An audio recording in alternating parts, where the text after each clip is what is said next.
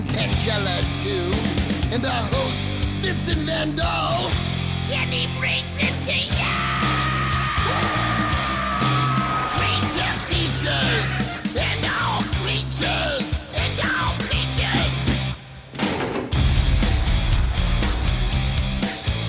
And the creature gonna get you tonight. You better not turn out your bedroom light. He'll grab your head and give it such a bite. You may even die, just from a fright. You ain't nothing gonna be, baby. You ain't nothing gonna be alright. 'Cause the creature gonna get you, baby. Gonna get you tonight.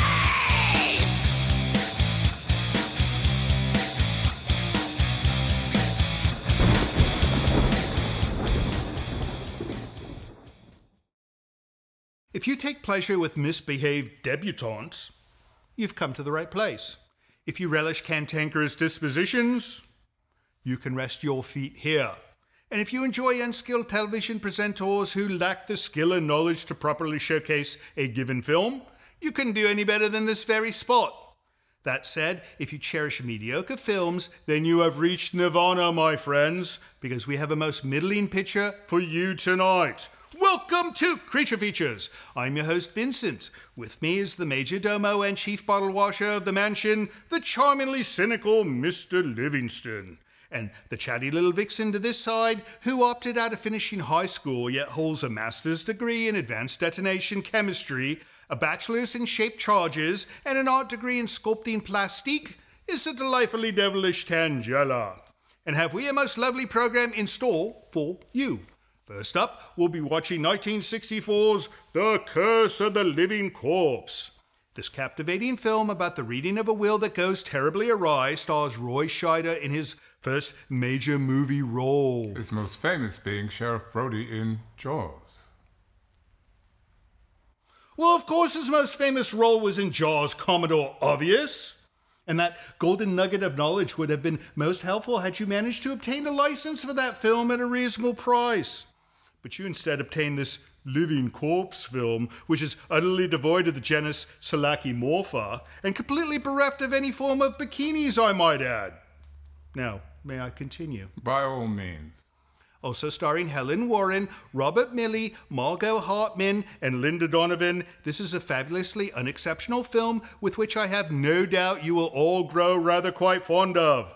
But the one star of this film which I intentionally neglected to mention, to save a surprising segue, is the lovely Candace Hilligoss. You may remember Candace as the star of the cult classic Carnival of Souls, and you might remember when she joined us over a year ago to watch that film and give us the inside information as the last surviving member of that cast. Well, she'll be doing the same thing with us again tonight.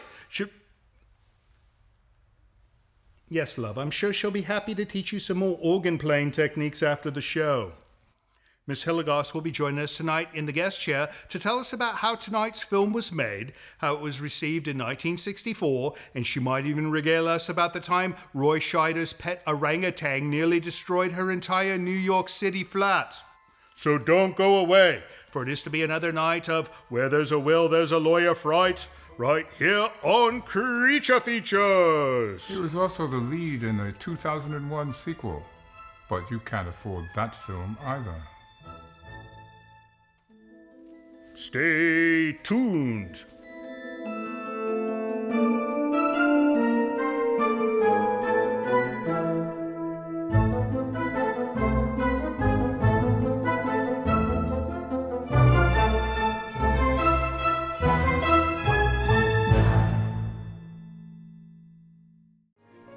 Portions of this program are brought to you by Micromat, making products that keep your Macintosh running at its best. Hello, Creature Feature friends! We just wanted to remind you that there are many methods to enjoy our dreaded little program. While most of you are likely watching from one of the numerous television stations that carry our show, and others are watching us on YouTube, there are other ways to watch as well. Frankly, I'm sure most of them have seen quite enough of this show. Shush. Some of you might already be aware that we have custom Creature Features apps for all the major set-top boxes. These are wonderful little devices that allow you to enjoy all kinds of free entertainment on your television set. We have an app for the Roku device, the Apple TV box, and for the wonderful Fire TV stick sold by Amazon. We've put a lot of work into developing these apps, and we think you'll be surprised at what a wonderful method this is to watch our show. It's almost like watching Netflix, but it's all creature features all the time. And the image quality of the playback is incredible. It's perfect, just the way we want you to see our episodes. So if you have one of these amazing devices, go into their app store and download the Creature Features app. And if you don't have one, consider getting one soon. You'll love it. You'll also make this one quite happy.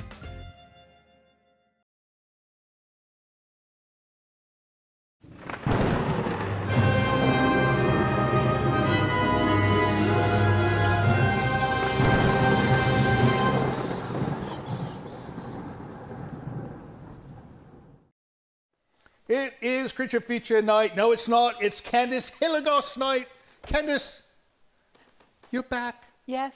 You know, I've been looking forward to this for months. Really? Well, you know, we arranged this, back in January, February, March, something like that? And Way back. Yeah.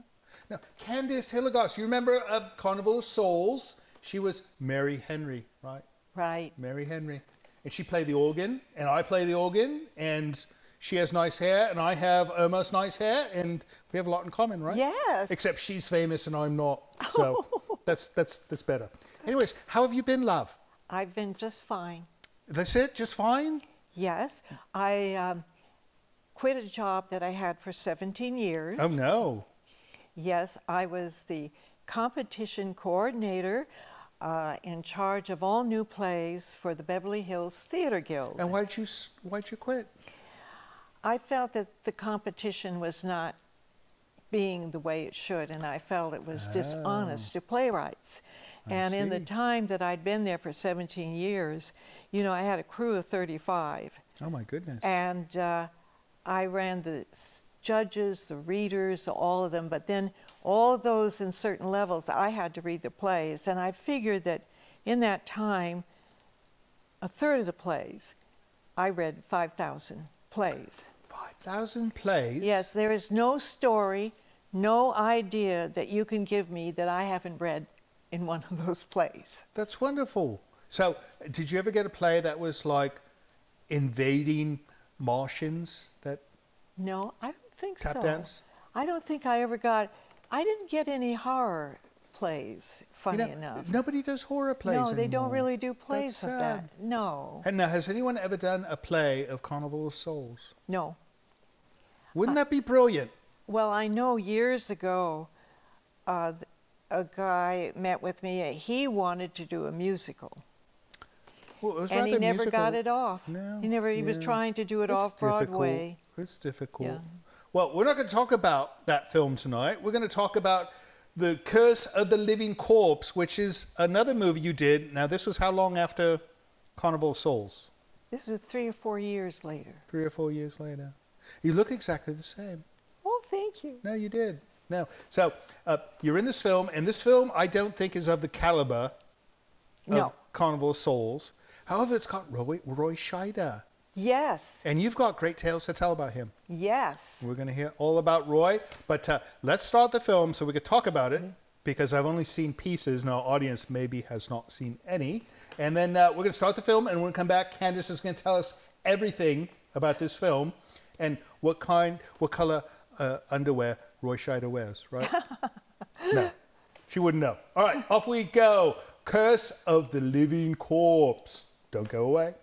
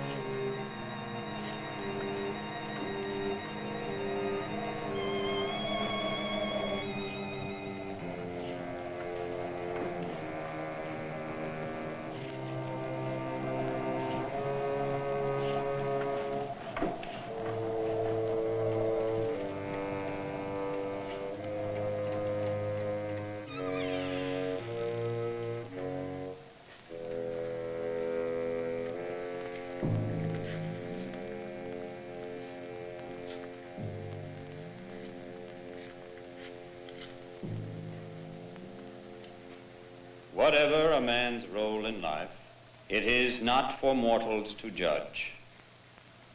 Rufus Sinclair is now laid to rest. Let us pray to an eternal, sound sleep. You all have my deepest sorrow, and especially you, Mrs. Sinclair. Responsibility now rests on your shoulders.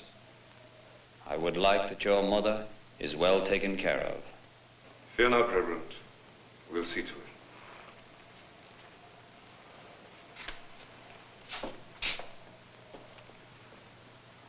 Well, it's over and done with.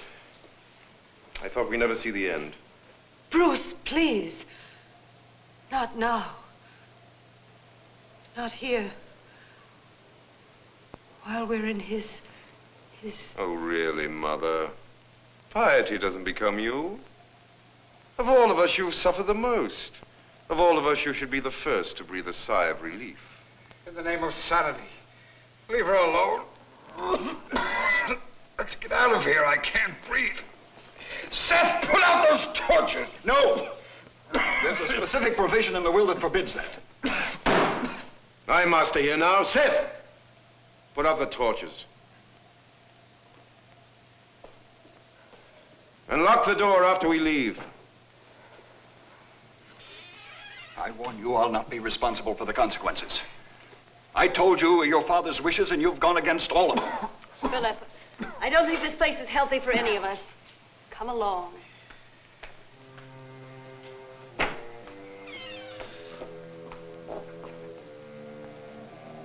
Philip.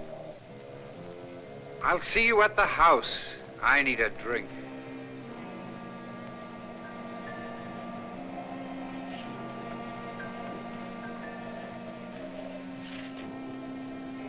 I'll lock up, Seth. Yes, ma'am.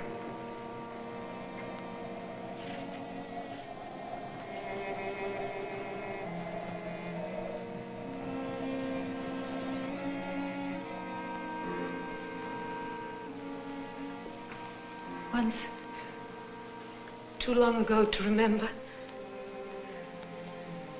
you gave me this diamond pin.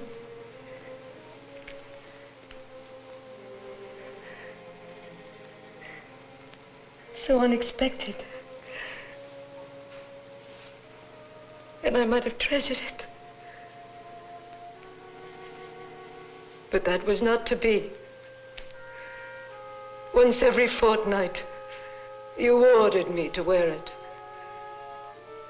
Reminded me of its value. Used it to torment me. At last, unable to touch it, I hid it from sight. That look, when I told you it was lost. Like some terrible device clamped to your face. Closing, closing, contorting, until the last final stroke. So, now, in this bleak and barren vault, I must return it to you. Rufus Sinclair.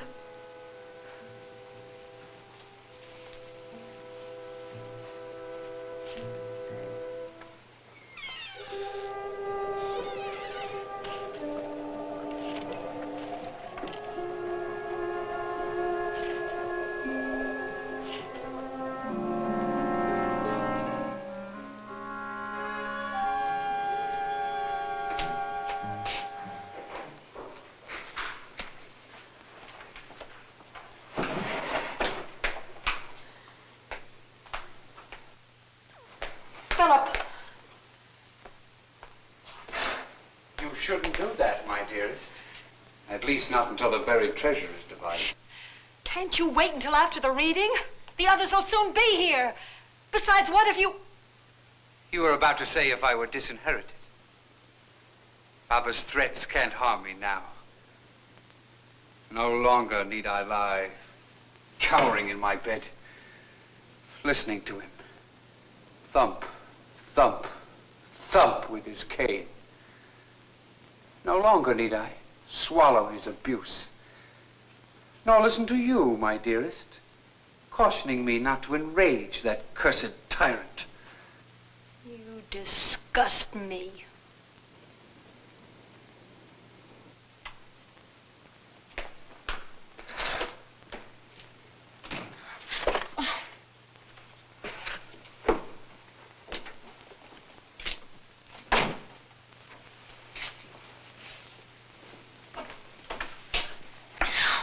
No, not now. Noblesse oblige.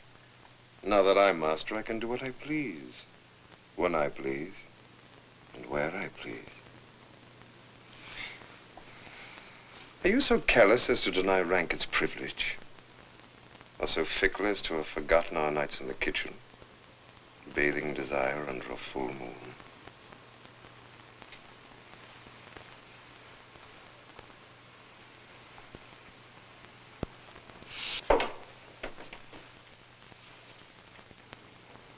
Bruce! Oh, Mother. I was just about to go in for the, festivities.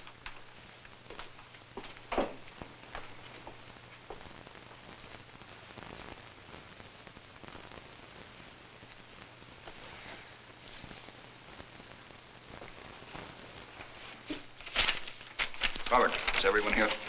The servants are in the hall. We'll have them come in quickly, please. Yes, sir.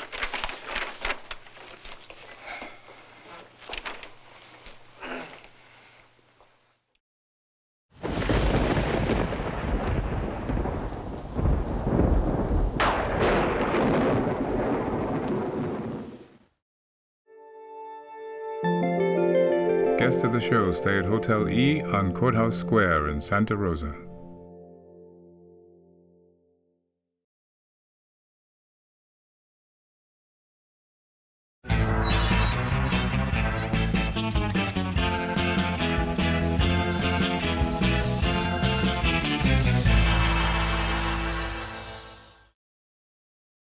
I always cry at funerals. No, not for this bloke. You know, so this will, which we're just starting to see, you know, where there's a will, there's a lawyer every time, right? Yes. Yeah, right. I don't think there's going to be anything kind in this will. No. But we've got Roy Scheider. Yes. And the ads for this movie always say, this is the first film Roy Scheider ever did. And then I say to myself, I am the one who got Roy into this movie. So you, because he was doing only television prior, right? Well, he was doing nothing prior.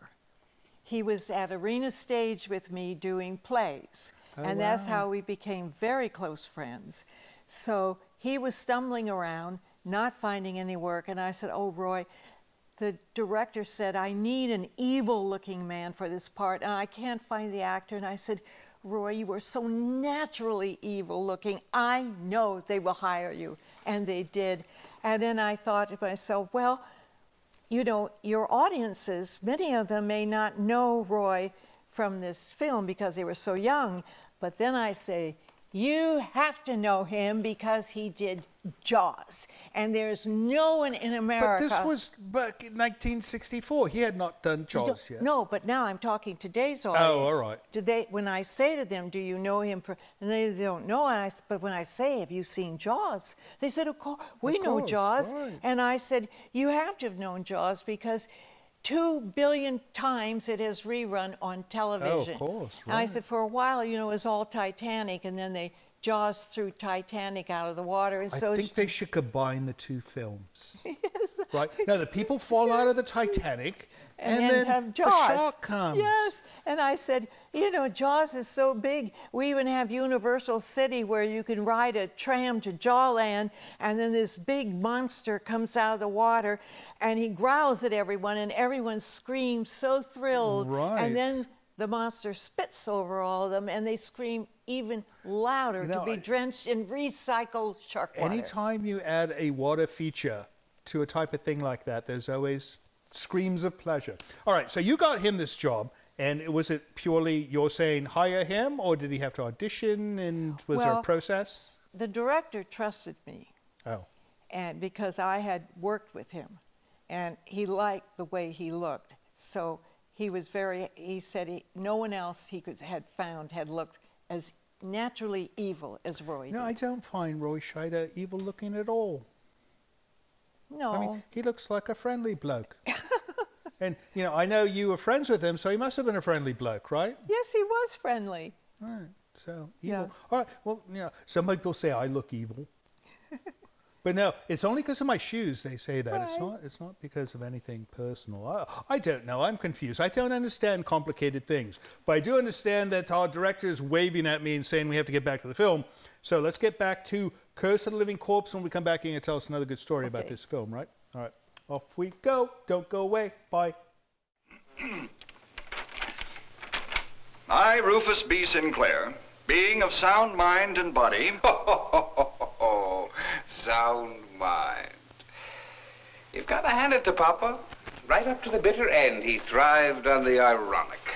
It better be accepted that Papa was of sound mind when he made his will, or we'll never see a penny of his money. Now, as a doctor, were I called in for an opinion, You might have become a doctor, but you didn't. As I was saying, were I called in for an opinion, I would certify that at the time Papa was sound enough to compose his will. And furthermore... Right you are, Dr. Sinclair. And that I am sufficiently competent to have certified and reported his death. Now, would you like to have a go at that, my learned brother? Lead us not into the twilight region of doubt, Dr. Sinclair. Being of sound mind and body, do declare this my last will and testament. First, my servants, those who have been in my employee for less than 10 years, shall receive the sum of $1 silver for each year of service. Those who have served over 10 years are to receive the sum of $1,000. Now, that's all that concerns the servants. May I ask that you leave the room? Except Seth. Seth, only you among the employees are to share in the bequest, and only you are to be bound by its terms. I can tell all of you that there were considerable holdings, and all of you will be amply provided for, if you abide by the provisions of the will, some of which I'm afraid have already been ignored. For many years I have been afflicted with a strange malady, which in its most severe state leaves me helpless, and with the appearance of death. Because of it, I have always had a morbid fear of being buried alive. You were aware of this, weren't you, Bruce? I was. A rare atrophy of the nervous system where the muscles become coldly rigid. Each of you must fulfill certain conditions. Abigail, you are to be sure there is no funeral for at least 5 days, to be certain I am really dead. I must remind you, Abigail, that you let certain members of the family persuade you to have the funeral after only 2 days. It was the only thing to do. Bruce examined him. He was sure he was dead. Mr. Benson, is there more to this enlightening and magnanimous document? What else has dear father left for us to do? Bruce must call in a consulting physician to make doubly certain that I am in reality dead. This you did not do, Bruce. Don't worry, Benson. He's dead. Philip is to see that the door of my tomb is never locked. Vivian must faithfully keep all my belongings intact against my possible return from the tomb. Seth is to be responsible for keeping lighted torches in my tomb both day and night. And my nephew Robert is to see that all the others keep the provisions of this my last will and testament. For this period of 1 year, my attorney, James Benson, is empowered to dispense such monies for the maintenance of the household, but only for absolute emergencies and dire necessities. Well, does this mean that that we can't receive any money at all? It means precisely that. But we can't behave like paupers. What's the matter, Doctor? Your gambling friends will have to wait. Each of you has certain phobias and certain fears as terrible as mine. And if you do not follow my wishes, I solemnly vow I shall see that each of you perishes in the manner you most dread. Abigail, to you fire is as horrible as being buried alive is to me, and flames shall be your fate if you disobey me. Bruce, my first son and the first of my many disappointments, what if your arrogant face should be disfigured hopelessly? My second son, Philip, weak, wheezing Philip, you fear being choked or smothered. If you disobey me, I shall return to see you draw your last suffocating breath. Vivian, Philip's mate, you married a Sinclair, and you must bear the family responsibilities. If you fail to do so now, a watery death will fulfill your fear of drowning. My nephew Robert, who acted as I wanted my sons to act. Unless you follow my instructions, I shall take from you whatever you love most. And finally, Seth, who has loyally served me. Unless you keep my torches burning, you shall join me in the tomb. In the event that at the end of 1 year, none of my heirs is living, the money shall go to my attorney, James Benson, to do with as he sees fit, given this 29th day of March, 1892, etc., etc., etc. Are there any questions? I feel it's my duty to warn you that each of you has already violated the sacred trust the deceased placed in you.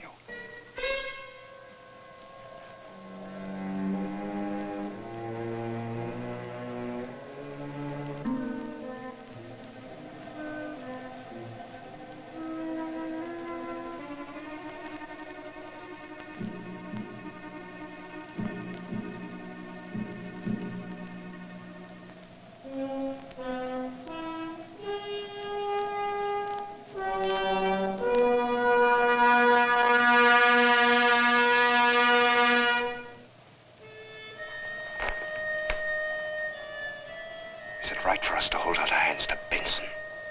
For him to dole out our money like charity? You heard the will. What else can we do?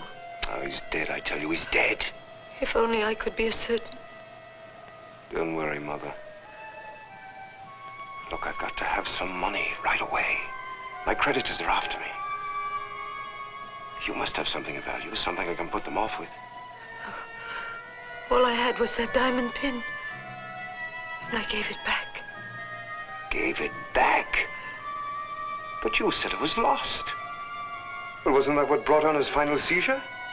I couldn't stand it any longer. I hid it and said it was lost. When you all left the tomb, I went back to return it. I put it on his coffin. On his coffin? Maybe it's still there. Unless he decided to claim it.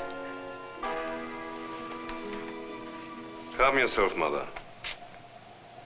You better go upstairs and get some rest. There's something I must attend to.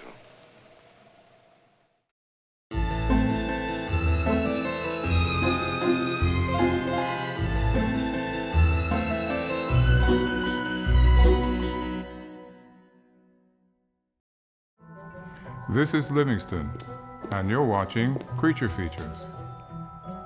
Not now. Stay tuned.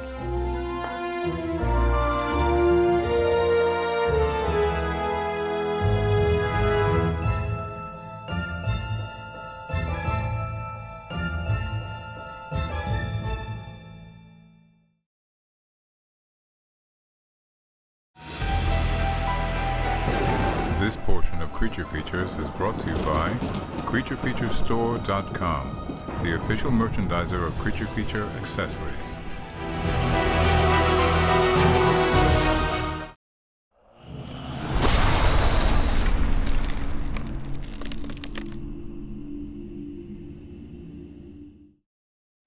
Welcome back to the show. Miss Hilligoss stepped away for a brief moment. You know, I think she went out to her Mercedes-Benz to get some kind of thing. Perhaps. No, well, that's the best place to keep things, in a Mercedes-Benz, right? That's what they're for. No, that's what the trunk is for. They're for driving. The boot. Driving machine. Anyways, we're going to do some letters because you guys send us letters, and if we don't open them, they pile up, and we have big problems here. So we're going to read them and see what we were sent. There's a silver box. I like silver boxes. What have you for me, Mr. Livingston? A letter from Rohnert Park, a Miss Liberty Wells. Liberty Wells. That sounds like a movie star. It does. Liberty Wells. All right. And looks like this one opened it up. You know, we need to buy her a letter opener for Christmas. A variety of letter openers she refuses to use. You know, if there was money in this, I bet she took it out. All right. Liberty Wells. What a wonderful name. Dear Mr. Livingston, Vincent, and Tangella, I have no favorite. You are all my favorite. Tangella, a bit more. Just kidding. Now, everyone loves her. I don't know why. If you all knew what she does between these shows, you would think, my goodness, she should be in prison or something, right? There are many people who think that. No, she should be incarcerated. I think she was at one time. Thank you so much for the picture and gift. I love the gloves. They are so cool. Oh, she's one of the big spenders on our Patreon. Indeed. Right. No, she sent out a couple of sets of those gloves, and everyone loves them. I have to think about what I want to send you, but I will send that another time. Thank you sincerely, Liberty Wells. I love Creature Features. Have a nice day. Well, thank you so much, Liberty, and what a wonderful name. You know, she should be a movie star. Perhaps if she's she not will already, be. you know, she could be. We need to look her up on IMDb and see if perhaps she's already had an entry in that respect. A package? From San Francisco, California. Huh? I know this place, but I have not left my heart there lately. This is from Mike Cable. Could that be a company? Mike Cable? Mike Cable, right? He sells cable. Mike's Cable. I see. It could be the cable for a microphone. Now, what in God's name is this? All right, I think I could open it. Here we go. Oh, the Misfits. What is this? Static Age? I don't understand what I'm looking at here. Was this supposed to be something inside of this? Could be a band or something? No, it looks like it was supposed to be an action figure, and he kept the action figure and used it to write us a letter on the back. And it goes like this. My friend and I watch your show every Saturday night in San Francisco. She once met legendary horror host Zachary, the cool ghoul. We get disappointed when you have no guests. So do I. You know, so do I, because most of them cancel. What am I supposed to do?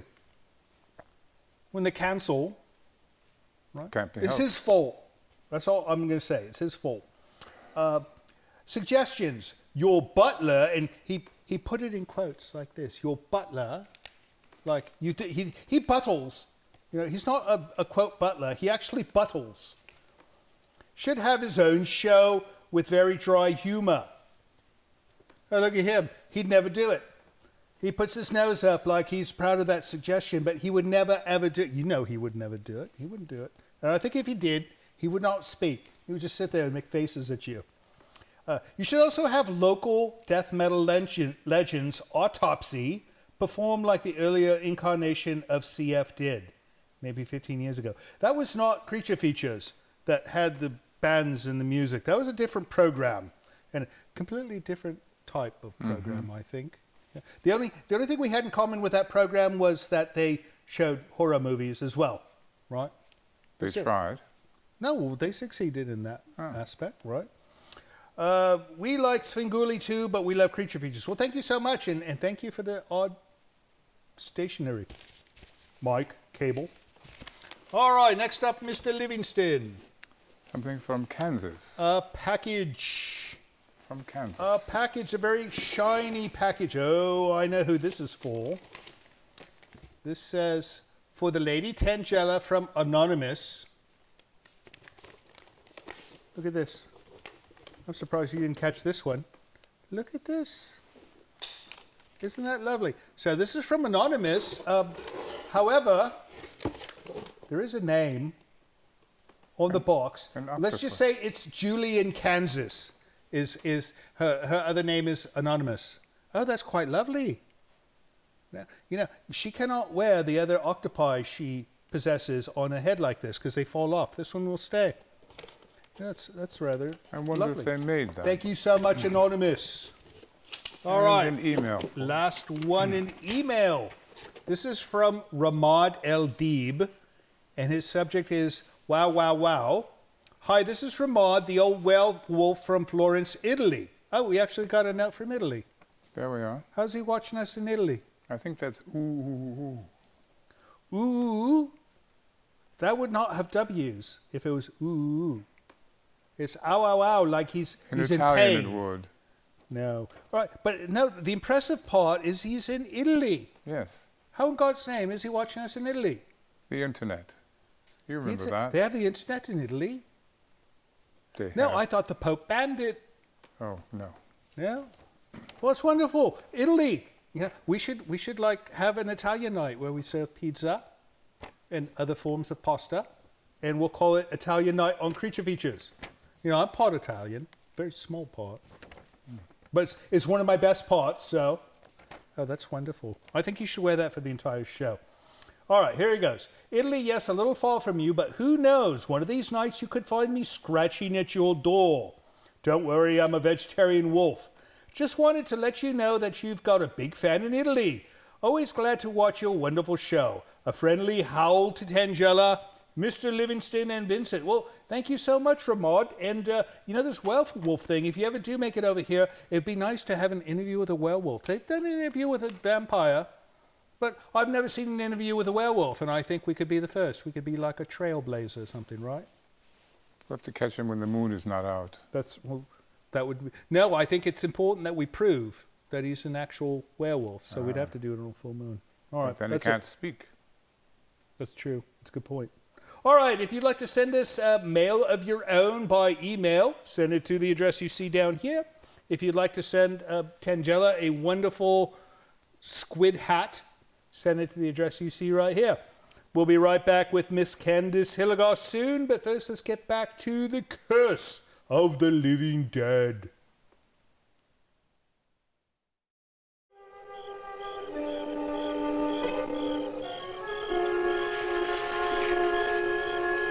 Come on, Letty. There's no time to waste.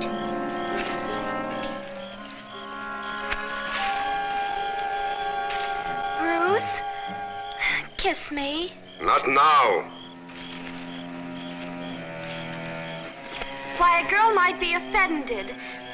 You didn't call it a waste of time when we... There's a time to love and a time to attend to important business. But this is the path to the graveyard. To the end of the rainbow. To riches. To dreams. A path to pleasure. I'm frightened. I never did like it out here. Who's master now? Nothing's going to happen. Nothing you won't like, my dear.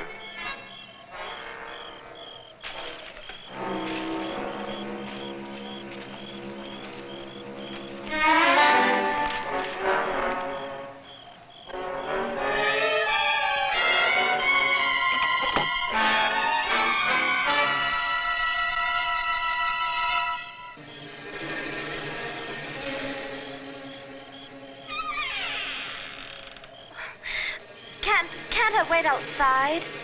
As you wish. But out here are the eyes of night. And in there, no living eyes can see us.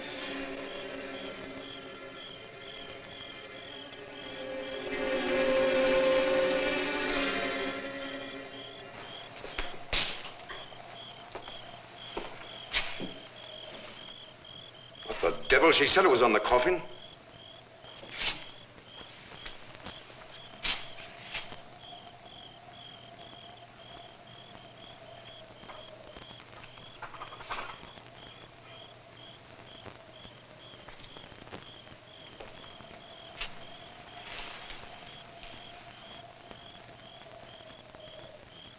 In her anxiety, she must have dropped it.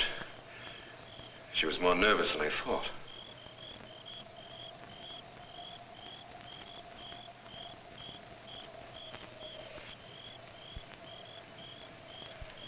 Look here, Letty.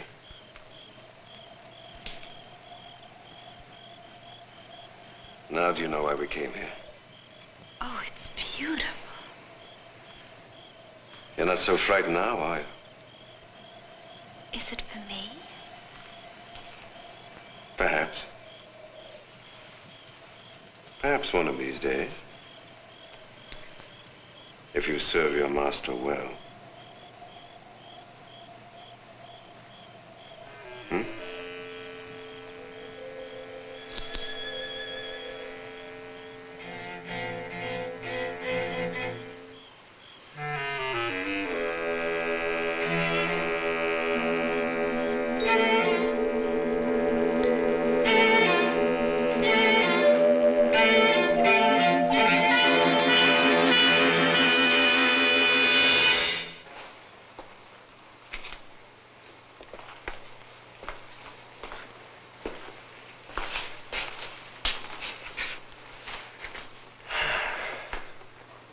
Well, it would seem advisable for us to return to the house separately.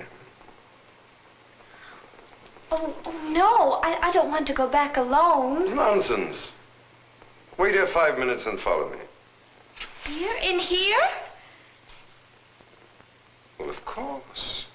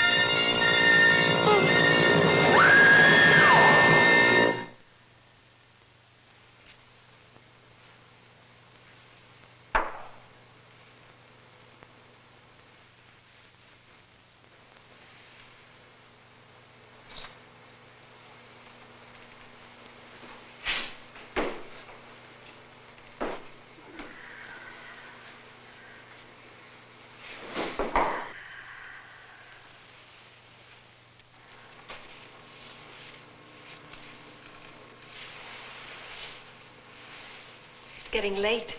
Are you going to sit there all night? Splendid idea. The body is a long, insatiable tube in need of drink and relaxation. Sometimes you're the most revolting person I know. Philip Sinclair. You are uncompromisingly, obscenely revolting. Get ready for bed. Thy tongue and my flask shall comfort me.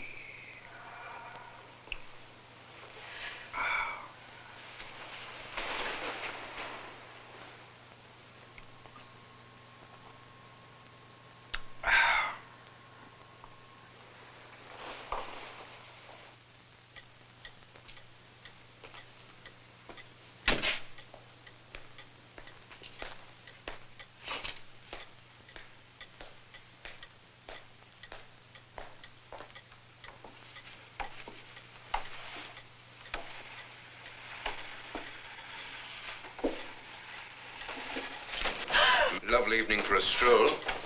May I join you? I was just going downstairs for a book. About perfume nights and ladies ravished by swooning admirers. What's the matter? Has Brother Philip lost his touch? Ladies in distress should always anchor in safe ports.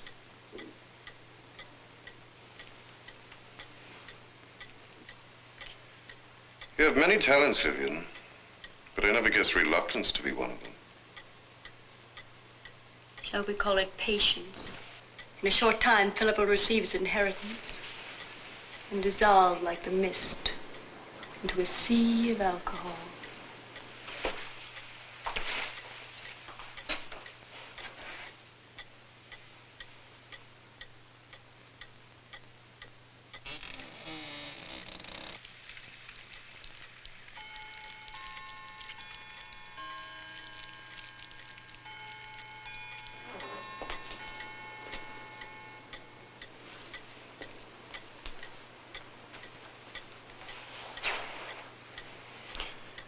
Patience is the least of my endearing charms.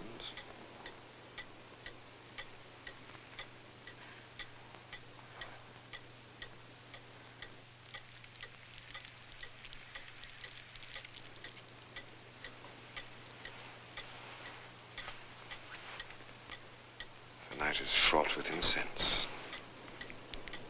and diaphanous ladies flitting about staircases in flight from their husbands.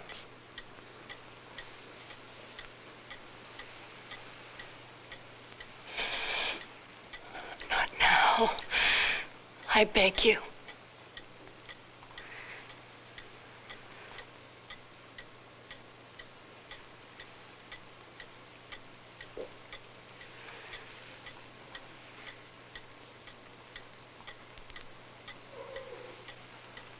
Bruce.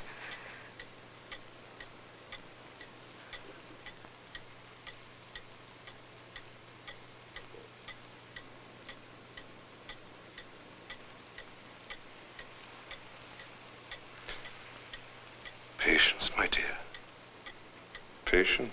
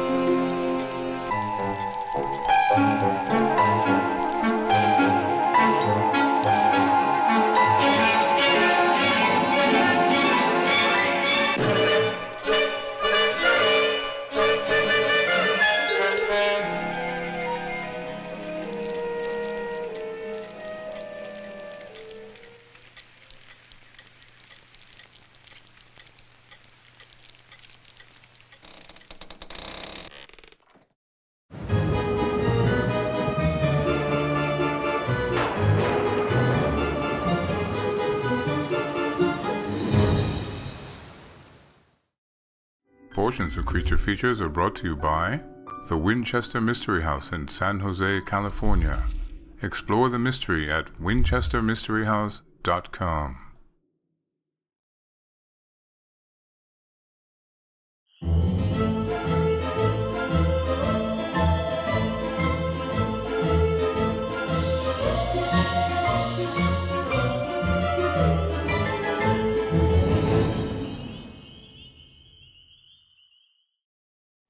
Welcome back to Creature Features. If you're just joining us, you're late.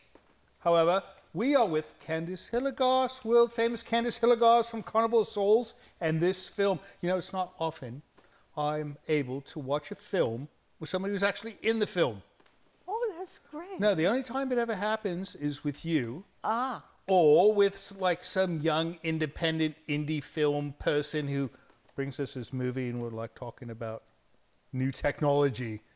Very, very few have actually filmed with actual film before. But anyways, quickly about this film, the monster, the living corpse. He doesn't look like he's very corpse-like. He looks like the Shadow.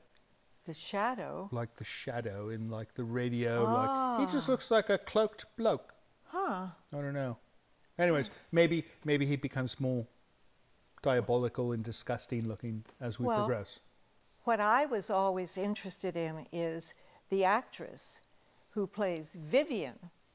Vivian? In the movie. Is that the brunette? Yes, the brunette. Right. She actually owns the whole estate that we filmed this in. She owns this estate. She stars and she owns it. And oh actually, it's her money that put it all together because she was the daughter of oil barons. Oh, my goodness. And she said to me, you know, this house or estate, she said, was owned by Gutzen Borglum. That's quite a name. Who is it? Well, everyone in America knows Gutzen Borglum. No, I've not been here long enough to know who Gutzen, whoever it is. Who was the sculptor that worked in America doing wonderful figures, and he was hired to do Mount Rushmore in the Black Hills of South Dakota. He's the chap who carved the giant faces in the mountain? Yeah. All by himself? Yes. Well, he had a crew of He must have been a big man.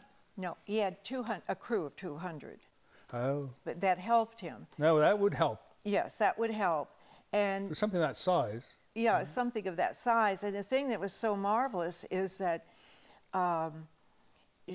that Gutzen Borglum, you went back to revive the ancient Egyptians' sculpturing of gargantuan figures of the pharaohs in the deserts. The same technique. Same technique that he put on, and in the studio where we were actually filming, he built the whole model of Mount Rushmore first in the studio. That's amazing.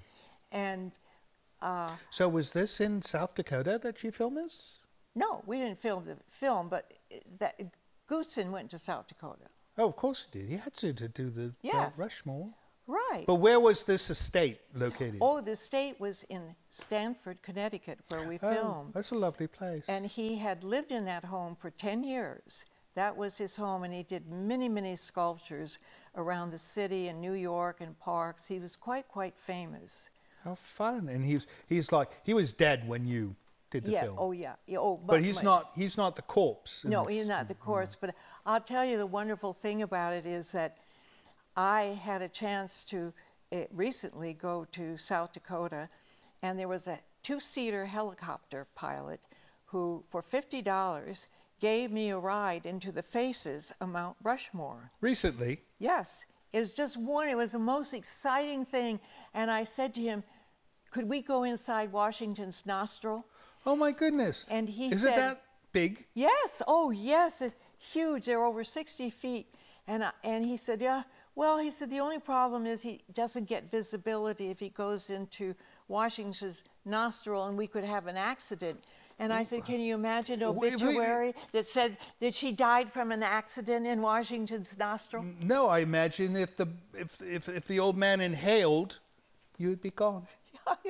But it would be terrible. We would lose Candace Hilligoss to some kind of sneezing accident. But I have to tell you, Gutzen Borglum's first name is John. And why he fell in love with a family name and kicked off John to be Gutzen. And every time I say Gutzen, it makes me jerk forward. Do you find if you say Gutzen, it makes you jerk forward? I'm frightened to say it. I cringe every time you say it, so I think I shall pass. And I think we should pass ourselves over to this movie because we've got to get back to your film. All right. The Curse of the Living Corpse without Gutzen. And we will join you back shortly. See you soon.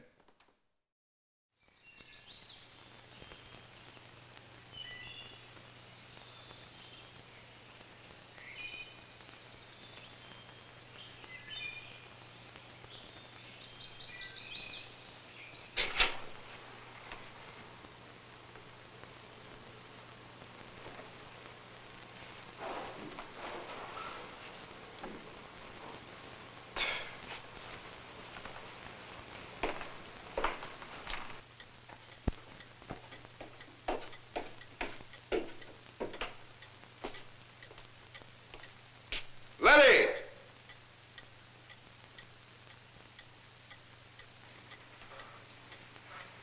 Damn it! She knows I like my breakfast ready when I come down. Show a girl a little attention, and first thing she thinks it gives a license.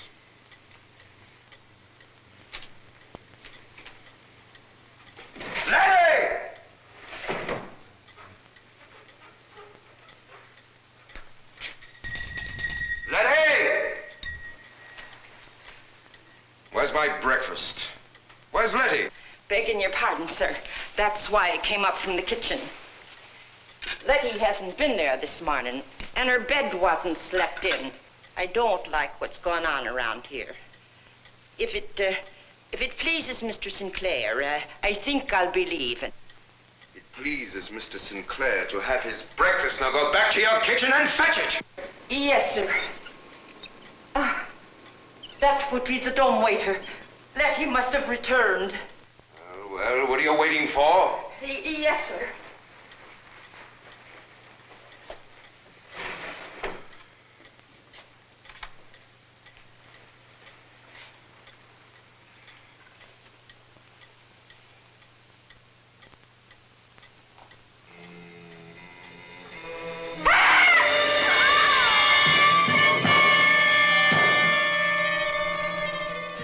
To anyone, you understand? Yes, sir. Now go back to your kitchen. Down there. That's where that came from. I'm going to my room to pack my things.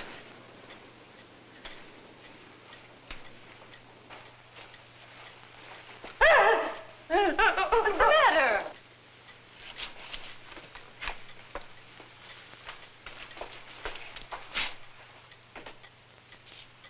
Good morning.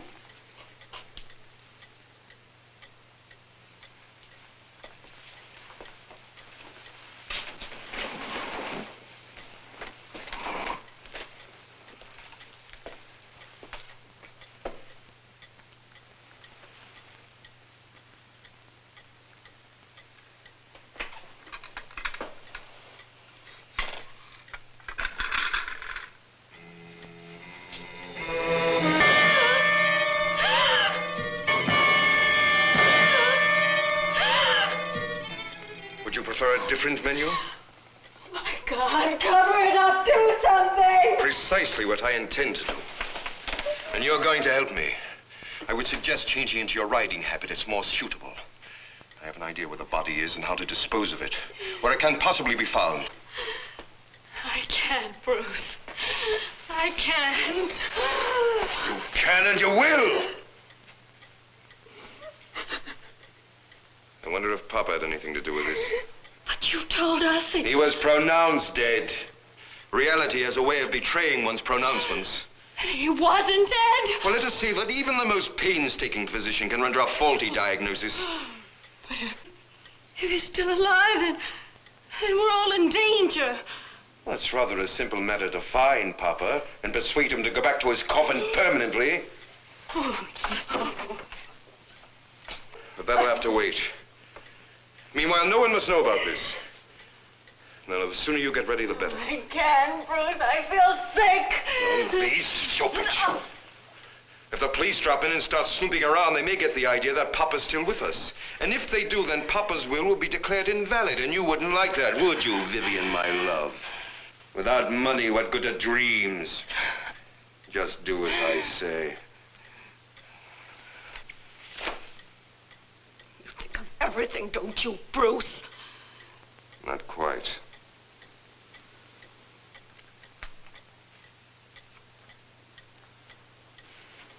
Or else I would have made quite sure that Papa was dead.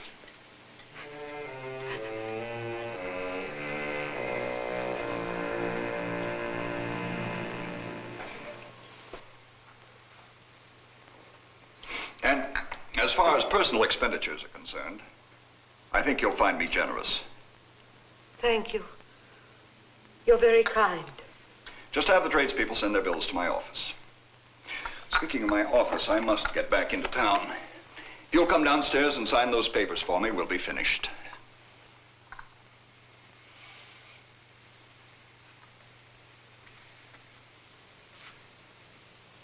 I hope he's found peace at last. He never could while he was alive.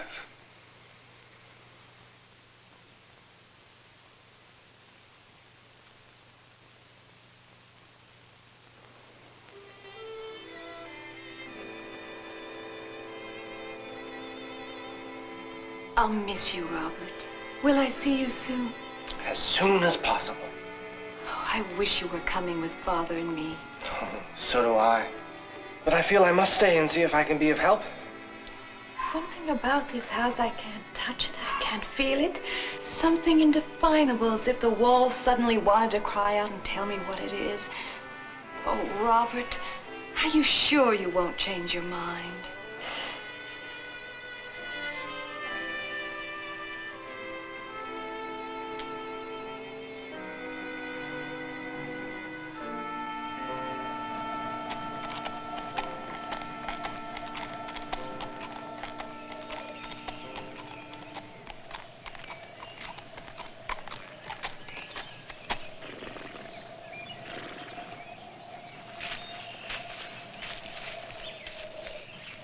Why the graveyard? Well, that's where poor headless Letty was last seen.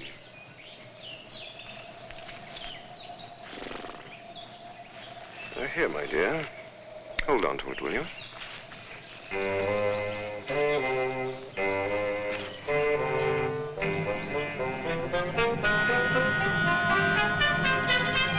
Bruce! Bruce! Seth! What in the devil's name are you doing here?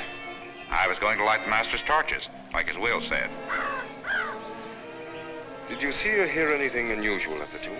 I haven't been to the tomb. I just this second came from the house. I didn't know it was you and Mrs. Phillip. Well, off with you. I'll take care of the torches. Yes, sir. Thank you, sir. I'll sleep better tonight.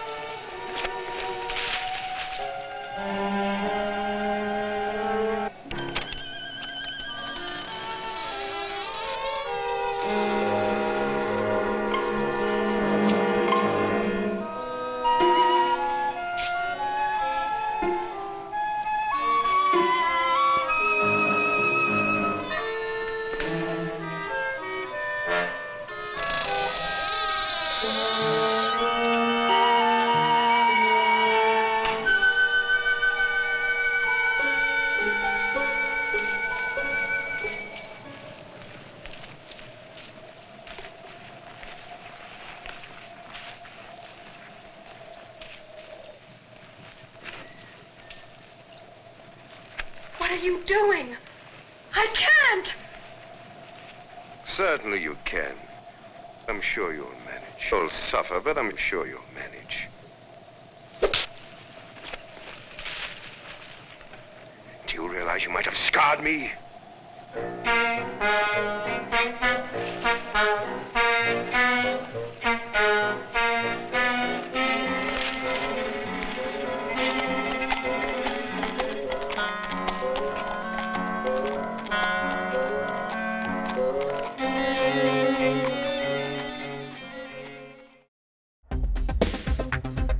This is Lynn from Brentwood, California. I enjoy watching your show every week. Tangella's a riot. And would you consider showing the movie 13 Ghosts sometime? Bye.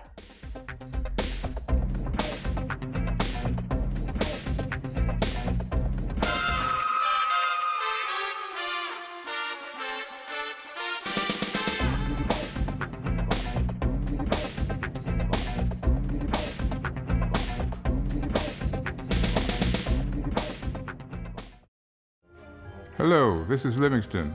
Apparently, one of my newly acquired domestic duties is to request help for our show financially by asking you to visit our Patreon page. Your generosity will help keep Creature Features on the air, which I'm not entirely sure is a good thing. However, with only a few dollars a month from you, your kindness will allow us to continue creating new programming each week, which apparently some of you curiously enjoy. And should you have the desire to give even more, you might even receive a gift from Miss Tangella. I think not. Please visit the website below to learn more. Thank you.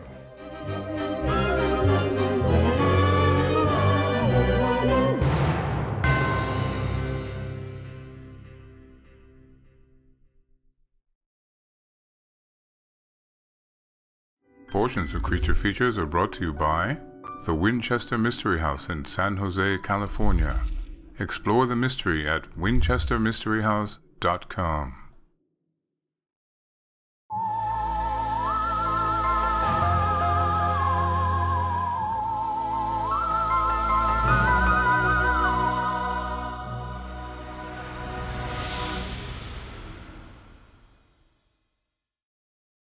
Welcome back to Creature Features. We're watching Curse of the Living Corpse with the star of Curse of the Living Corpse, Miss Candace Hilligoss. And Candace, that scene with the chambermaid's head in the platter, you know, that happens all the time in the UK. It does not happen too often here, and I'm surprised to see an American film portray this.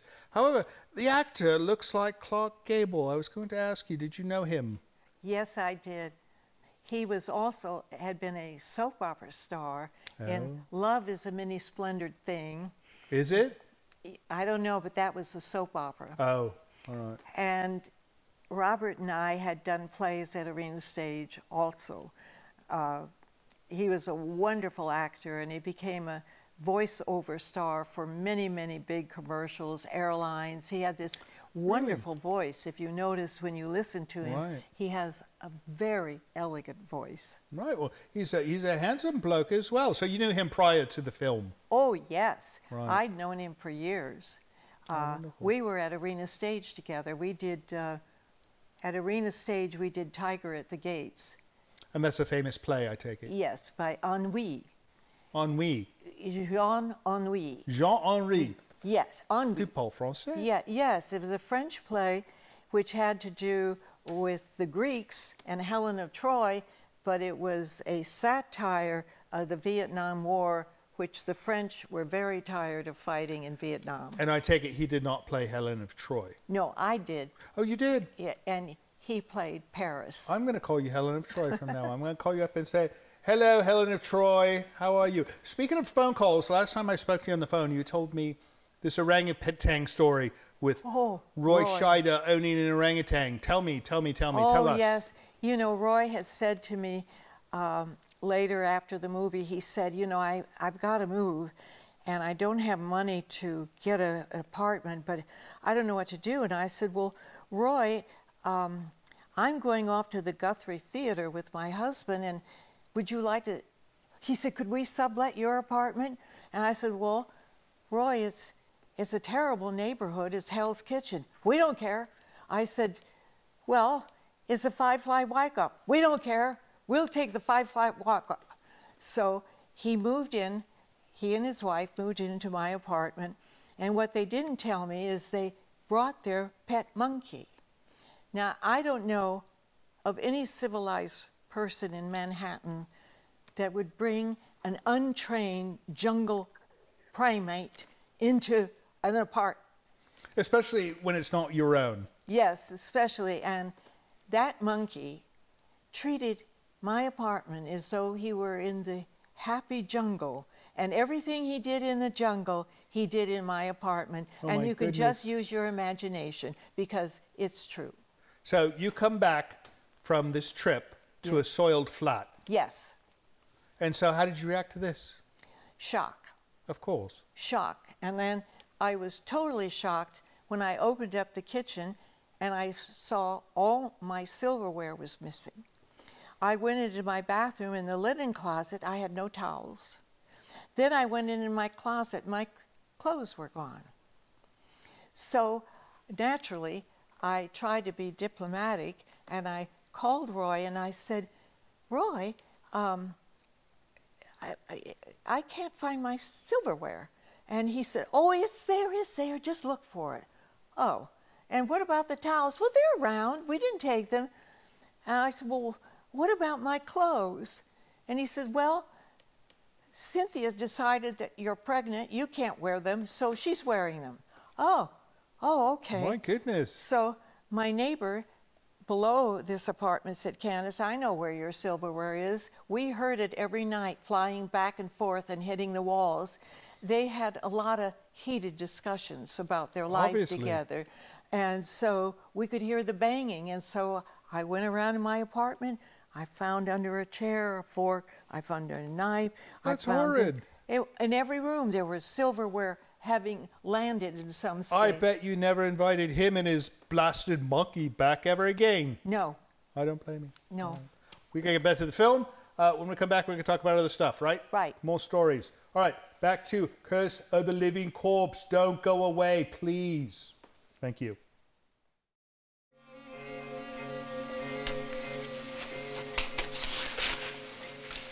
I think I've got everything here. No need to read all the details, just sign them. Is the carriage ready, Seth? Not exactly, ma'am. Carriage is, but the horses, The horses what? they ain't with the carriage. Mr. Bruce came and took 'em away. He said he and Mrs. Phillip were going for a ride. I saddled the horses, and I ain't seen 'em since. Let me know the minute they return. Yes, ma'am.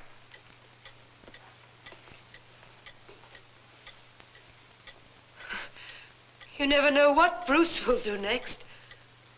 But Vivian, surely she has more sense than that. Then what, Mother? Vivian knows exactly what she's doing.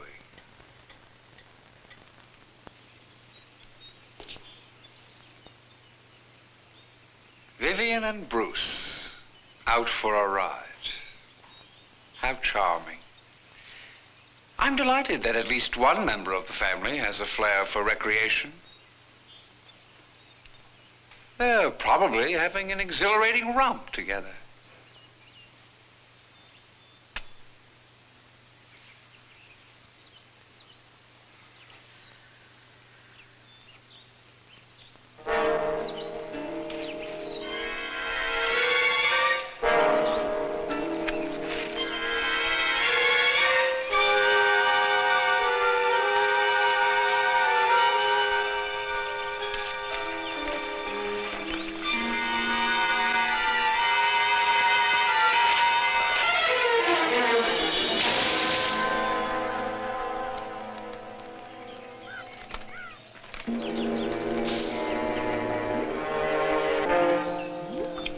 Why does it take so god-awful long to sink? Slower to yield, perhaps, but much more reliable than a woman. Quicksand never reveals its innermost secrets.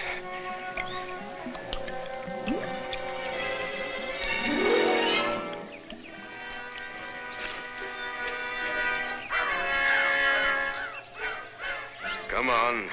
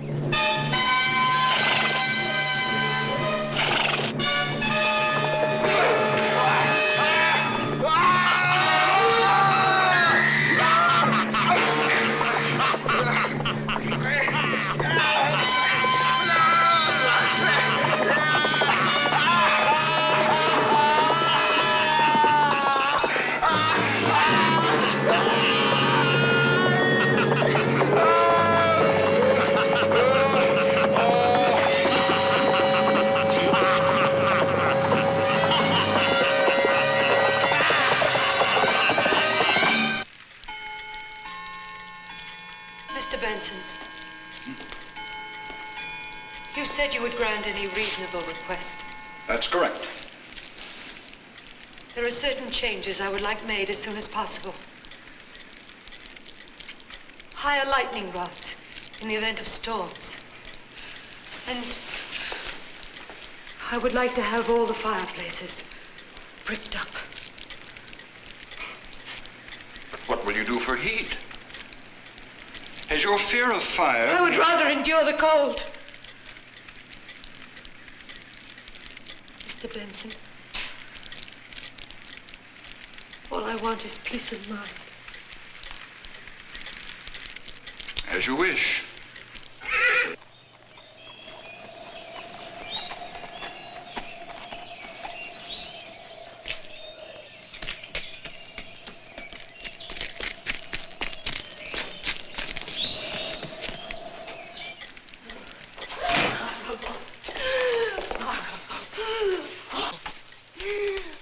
Horrible. What is it? Tell me what it is. We were down by the bog. And Papa's still alive. I saw him. He's down there with Bruce. What are you saying? Where's Bruce? He's down there. It happened so fast. That laugh. I'd know that laugh anywhere. He sounded like a madman. You were down at the bog, huh? Leave her alone, Philip. Can't you see she's upset? Sometimes the mere mention of water sets her off. She has nightmares about drowning. Here, maybe this will help.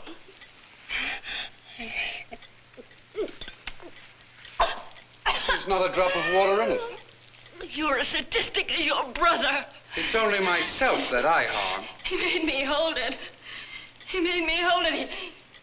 He made me go with him. He made me carry that thing. What's she say? She's lost her reason. Letty is dead. Murdered. Her head was on a platter. Her body was... Oh. Only a madman would do a thing like that. Papa was insane. He's down there with Bruce. Where is Bruce? Where is he? Take me to him. He said he was going to put Papa back in his coffin.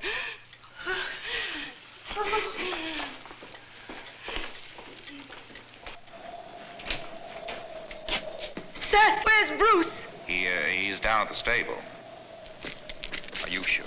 I think it's him.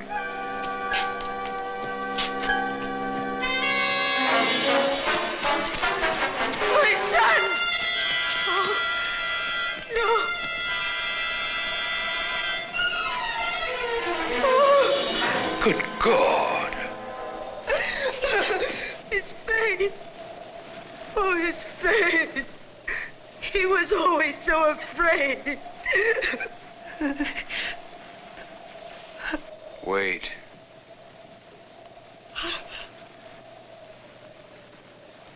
Your diamond pin. I left it on the coffin. Oh, no! This is a matter for the police. Robert, you ride into town and ask them to come. Sir, I don't like the idea of leaving Deborah alone. I won't let her out of my sight. Until we get to the bottom of this, I feel that we have to stay here. Yes, sir.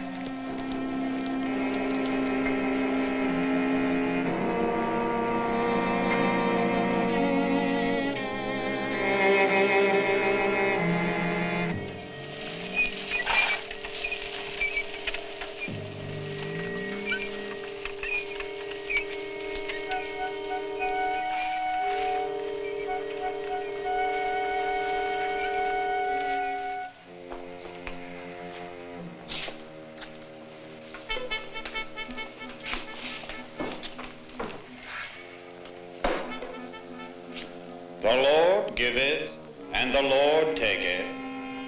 Life's chain of responsibilities now rests on your shoulders, Philip Sinclair. Yours is a double obligation to become head of this family and to protect your mother. I'll do my best, Reverend.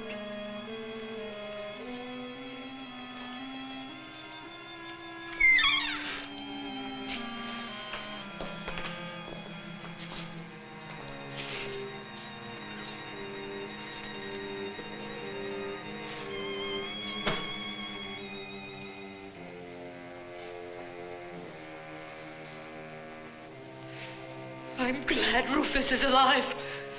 Because now he'll have to pay for what he did to my poor Bruce. Well, it doesn't look as if it's been disturbed. Looks the same as when we left it, Mr. Benson. I must differ with both of you. Stop talking in puzzles, Philip, and say what you mean. Look. Those marks are the marks of bloody hands. You're trying to frighten me.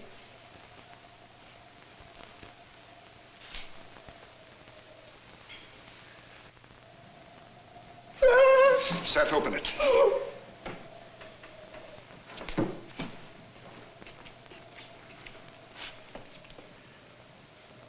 It don't seem proper to be disturbing the dead. Or the living? I can't go against what he said. There's nothing to fear. We're here, aren't we? If you're so sure he's still alive, then open it yourself.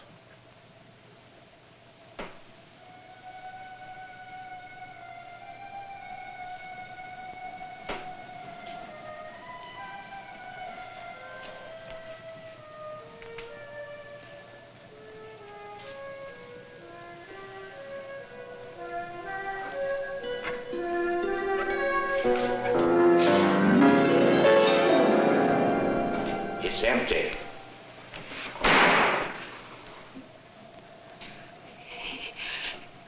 He's not dead.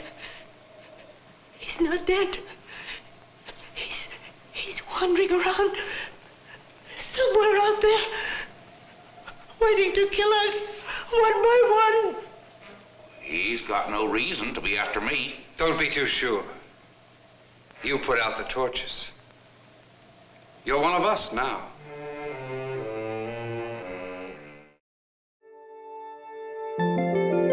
Guests of the show stay at Hotel E on Courthouse Square in Santa Rosa.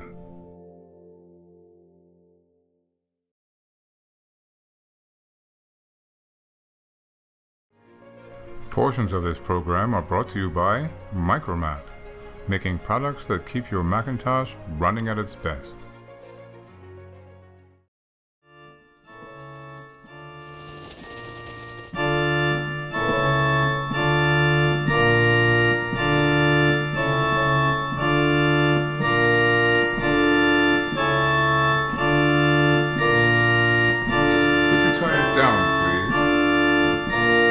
Turn it down.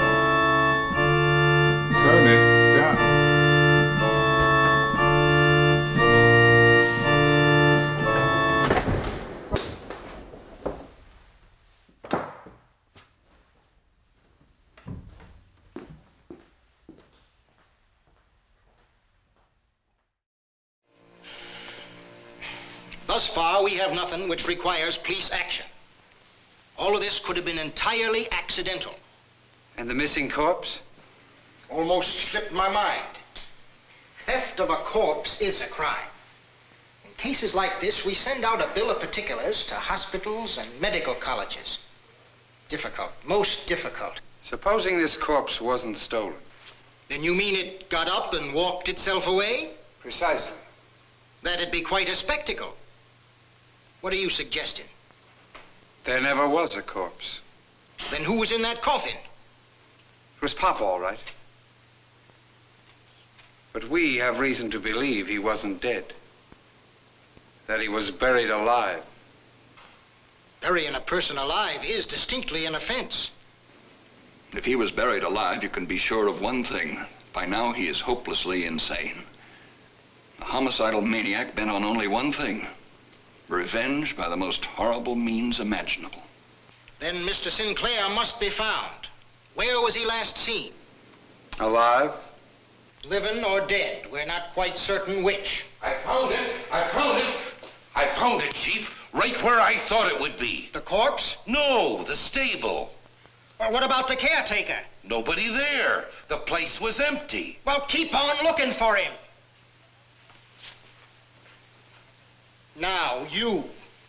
After you took the platter from the dumb waiter, you set it down, and there was the head of this unfortunate girl? It was Letty, all right. It seems we have two unsolved murders on our hands. Mrs. Sinclair, would you describe your husband? Well, he was tall, somewhat taller than you. Winters, take this down. He had a lean, hard, unsmiling face. His hair was rather straight. He wore it long. About 6 feet, long, straight hair. When we laid him to rest, he was wearing his favorite coat, Prince Albert's suit, hat, shoes, spats, and his cane. Prince Albert's suit, spats, and a cane. Got that? Excuse me, Chief. What? What's the date? Don't worry, I'll remember it. Now, which leg was injured, the right or the left? I beg your pardon? Neither. Papa didn't limp at all. But you said he carried a cane. Only for effect. To let you know he was coming. To intimidate the servants. Symbol of his authority. Strike that from the record.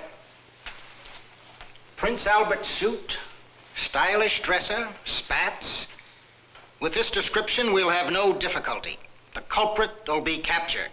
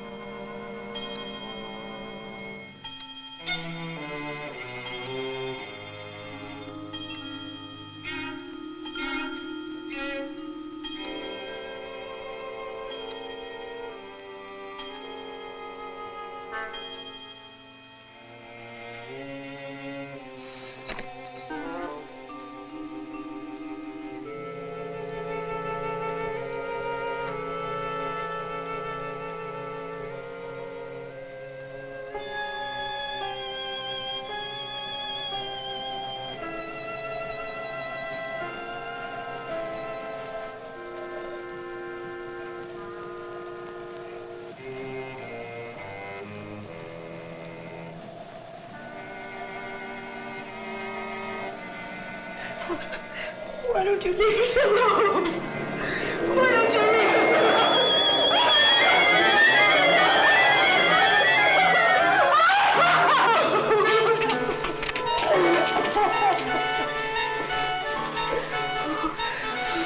Did you see him? I know Rufus is somewhere. I know he is. Calm yourself, Abigail. It's just your nerves. We're all here. No, I tell you, he's after us. One by one. Philip! Philip! Oh, won't you stay with me tonight, Philip? I suppose I can. Oh, thank you, Philip. Thank you.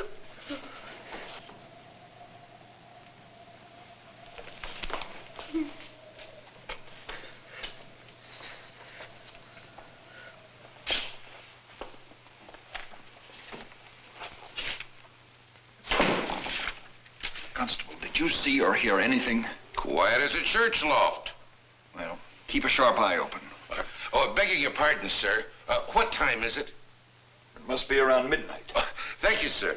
Always write down the time of a disturbance. Really, Mother. This room is as bright as a solarium. But, Philip,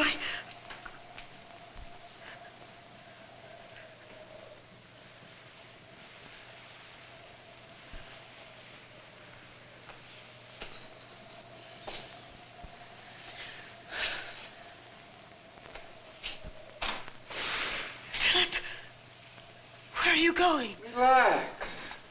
You promised you'd stay. I'm merely getting something to keep me warm. Oh, there's a blanket on the chaise. Something liquid to keep my innards warm. Oh.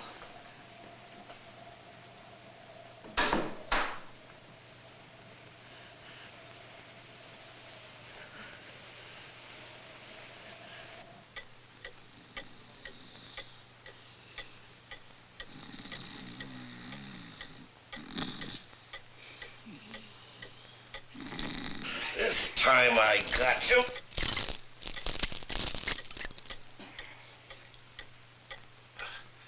That's a little trick I practice. You see, I pretend to be asleep, and that gives the criminal confidence. Then, all at once, I slap on the handcuffs. This is yours, I presume.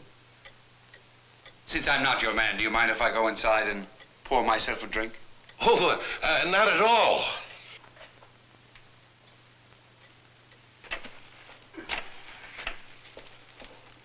Sir, if it would ease your doubts, I'd be glad to give it a little taste. That's official procedure, just to make sure it hasn't been tampered with. Right you are, Constable.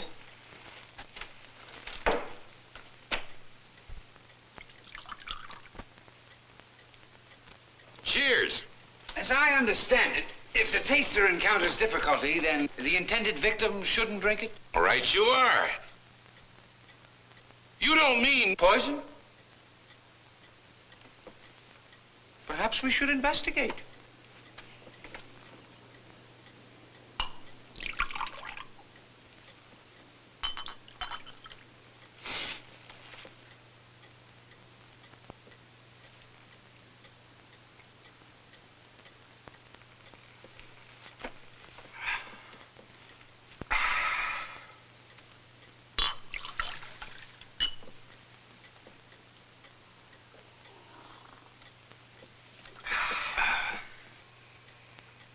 Since we're not allowed to have a fire, this is the next best thing.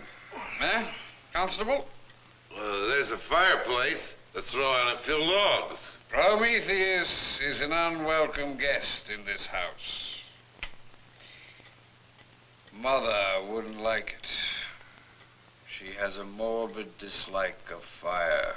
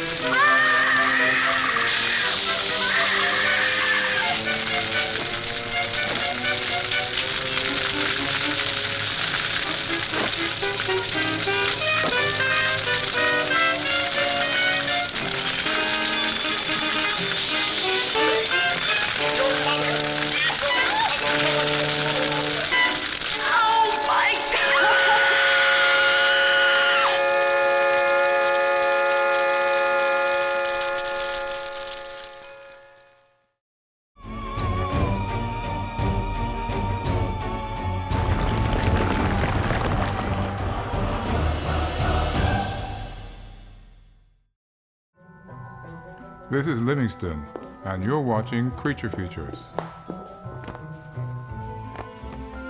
Stay tuned.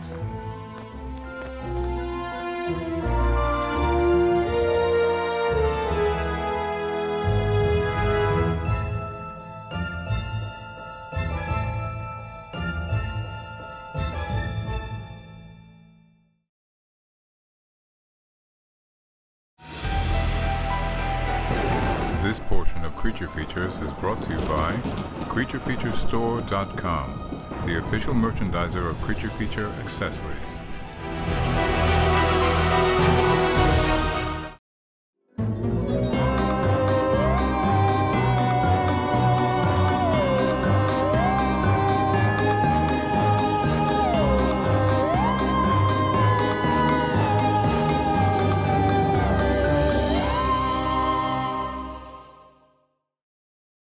Welcome back to Creature Features.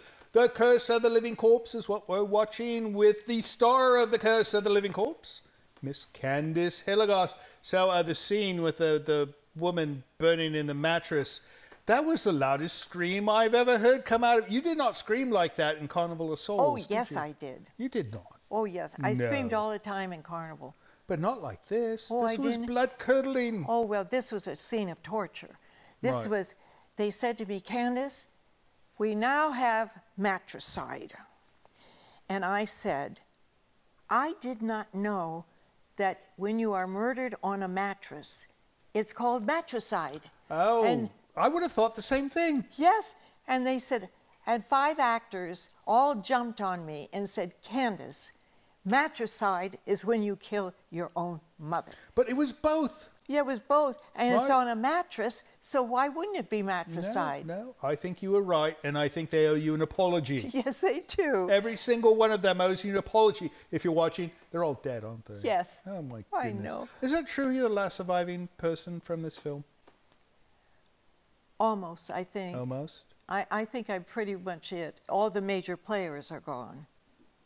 What was the name of that woman who survived the Titanic? The unsinkable Molly Brown. You are the unsinkable Molly Brown of horror films. Yes. Right? Yes. No. You are the last remaining person from Carnival of Souls, and the last remaining person probably of this film.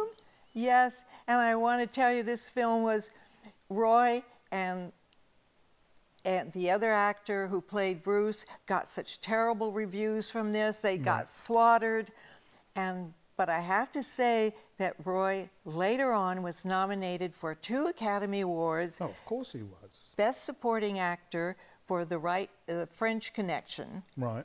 And then for All That Jazz, about the life of Bob Fosse, directed by Fosse himself. And I thought now, Roy should have won the Oscar for All That Jazz, because Roy was portraying one of the greatest dancers and choreographers, and Roy Scheider cannot dance one step. So that was true acting. Well, he didn't even act. It's the brilliance of Robert Fosse to cover the fact that Roy cannot dance. And I know Fosse went into shock because I tried to teach Roy how to dance. And Roy Scheider couldn't dance. This Oh, is it revealed was- for the first time in the And he world told here me on Creature he was Features. an amateur boxing champion who won many, many fights in New Jersey. So I said, well, he's got feet that move. He's got to have a rhythm. Well, when I tried to show him, he didn't know his right foot from his left. I tried to teach him a basic time step in tap that character like his would use. He couldn't figure out how to do a shuffle. And then I said, well, Roy, you know, can you indicate sway? Can you sway to music? Can you hear the beat? And he couldn't sway. He couldn't hear the beat. And then I said, well, Roy, what if you exit and you hop on one foot? Let me see you hop on your foot. And he fell down. So so certain people have like skills in one region and not in the other. Like somebody who's good at math may not be a very good artist or musician, and somebody who's good at music or art might not know And math. most actors can indicate dance, even if they don't. They can. They can act like they're dancing. Yeah, he couldn't even act like it. That's so amazing. I said, what did Bob Fosse do when he found out that he had an actor that didn't know the right from the left, up That's from amazing. down? Well, you know, I think the bright side of all this is that there was no dancing in Jaws, and that saved his career. Right? Yeah. All right, let's say we finish up this film, and then when we come back, we're going to find out what you're doing next, right? And we're going to talk about your book. Oh, yes. So stick around. You guys stick around. The movie's almost over, and then we're going to come back after the movie. So don't you dare change the channel when you see the credits roll, because we're going to be back, and it's going to be rude if you do. Now, you can do what you want. We don't care. Bye.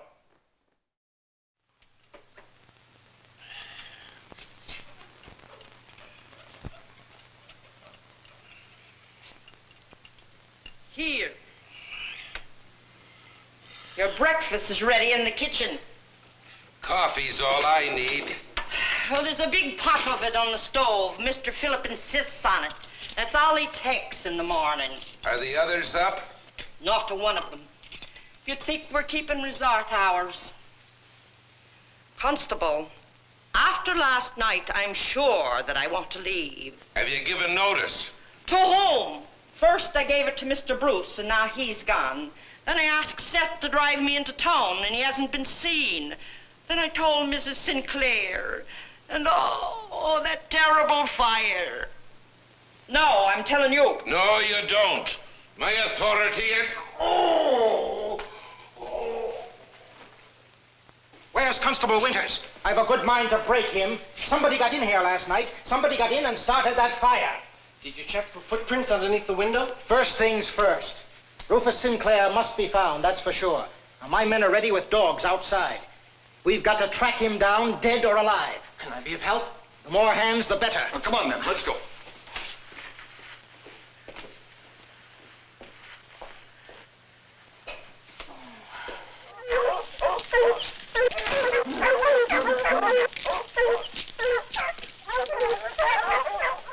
I wish we weren't being left alone. Oh, Vivian, you're not left alone. There's the cook and me.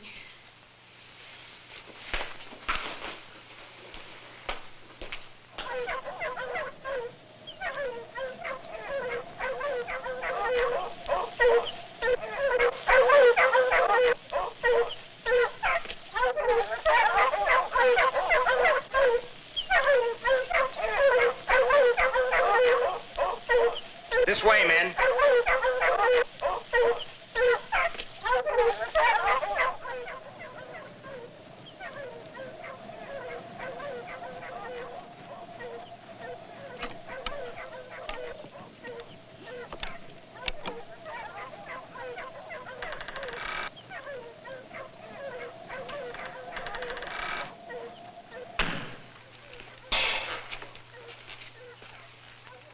Sinclair?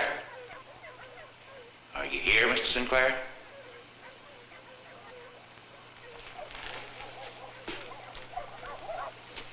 Those dogs. They're after you, Mr. Sinclair.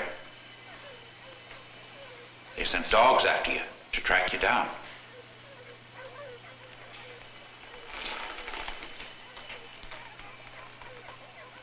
What have I done? God, what have I done? I shouldn't have listened to them others. I should have crept back here and lighted your torches.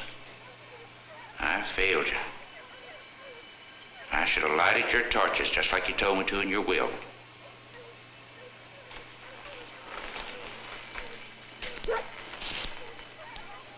One dog.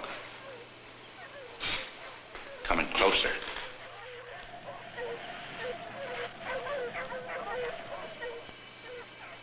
Maybe they're after you, Mr. Sinclair. Maybe your corpse is alive. And your curse a living one.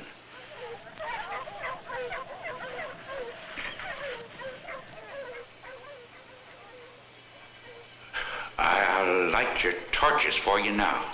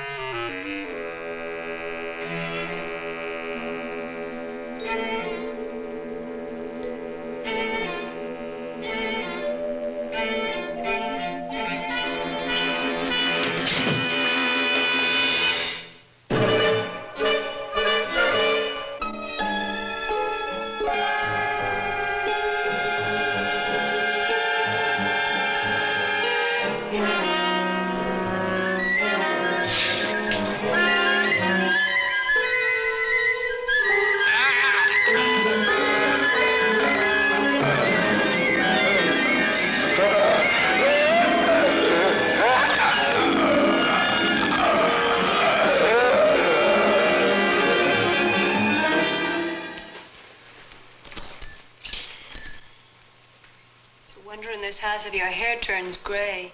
Now that the police are here, I'm sure everything will be straightened out. I wish I could be as certain. The others should be back by now.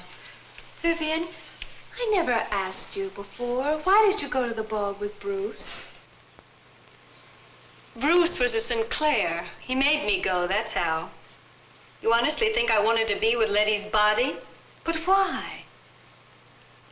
Because he wasn't certain Papa was dead. Is that what you think? Not certain what I think anymore. Light's fading. They'll have to stop and come home soon. I'd like to go away on a long trip. Far away to somewhere I've never been before. I know. Why don't we both dress up? Perhaps Philip will see things differently, and Robert, too. Well, that's a wonderful idea. Here.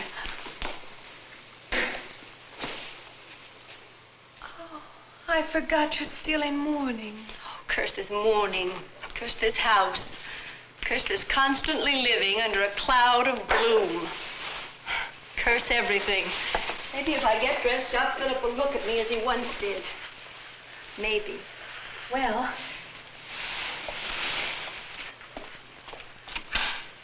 if you need me, just call. Oh, yes.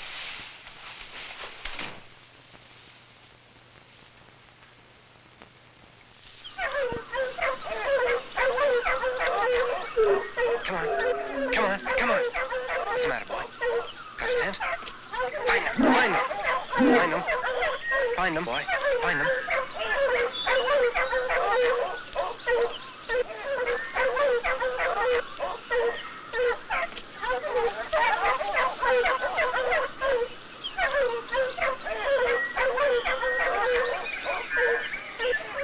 Where are Philip and Robert? I just saw them go off. Which way? Maybe they found a trail. That way. Well, come on then, let's go. This way, men.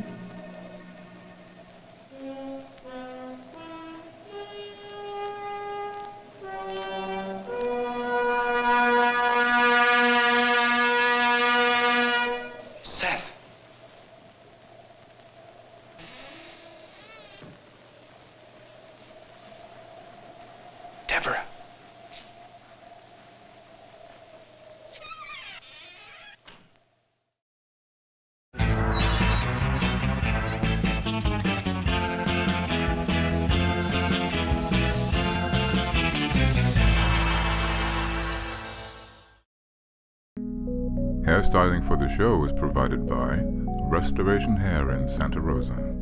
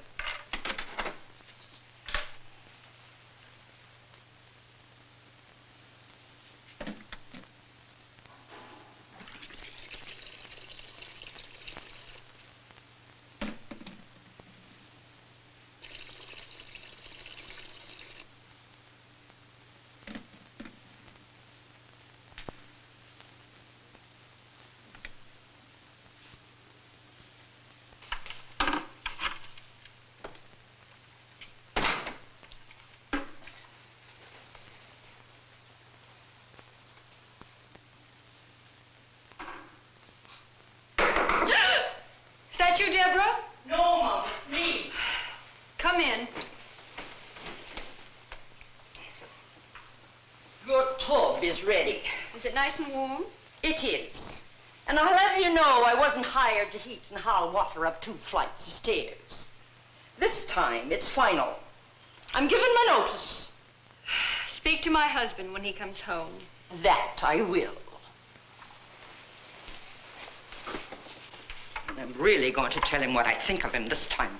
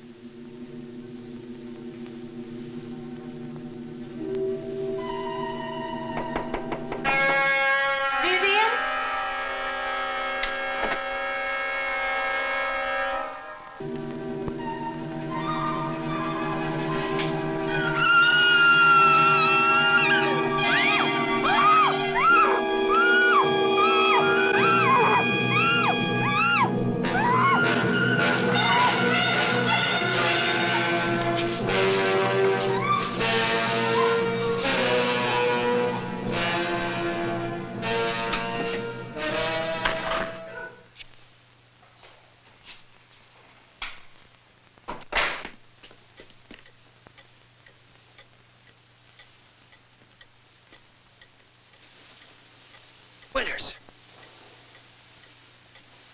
Oh! Mr. Robert! What is it? Mr. Robert, it's Miss Deborah. Deborah, what's happened? The back door, I saw her being carried out. By whom? I don't know, I couldn't see.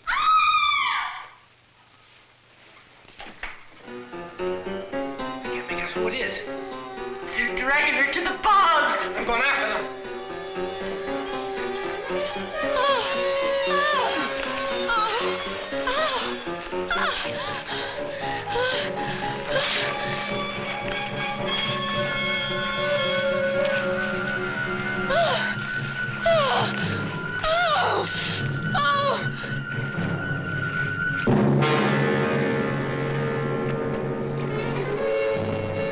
Philip!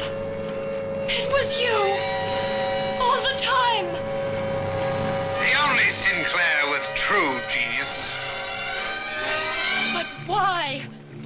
Why? Because no one ever appreciated Philip. Because Philip was expendable. Because Philip was sick. Because Papa used to torment me all the time. But then I get everything. Everything!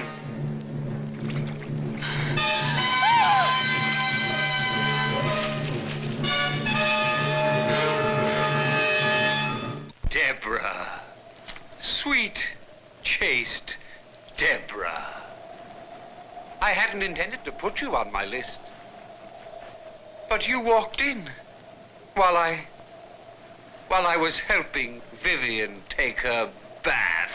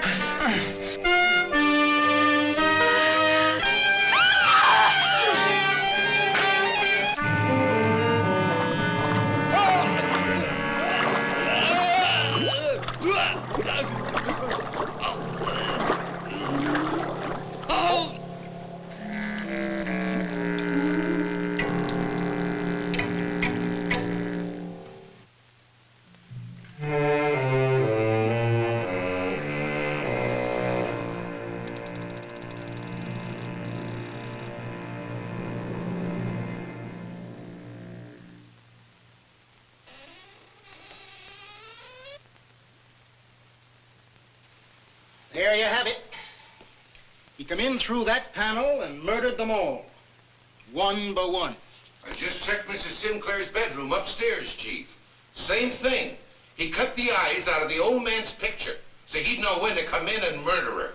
It was so terrible. Don't worry, my dear. It's all over now. Well, the hearse is here. We can't delay any longer. Come, Deborah. Robert. Goodbye, Barnes. Thanks for everything. What is?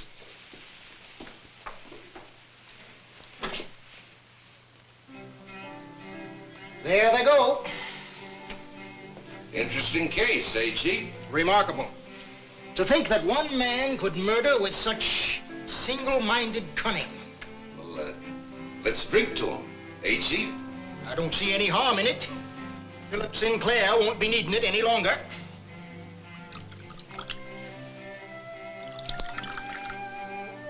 To you, Constable.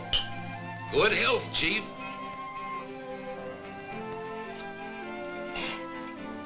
That's not spirits. It's tea. And rancid at that. And all the time pretending to be drunk. You know, there's one thing I can't abide, and that's a liar. Yeah?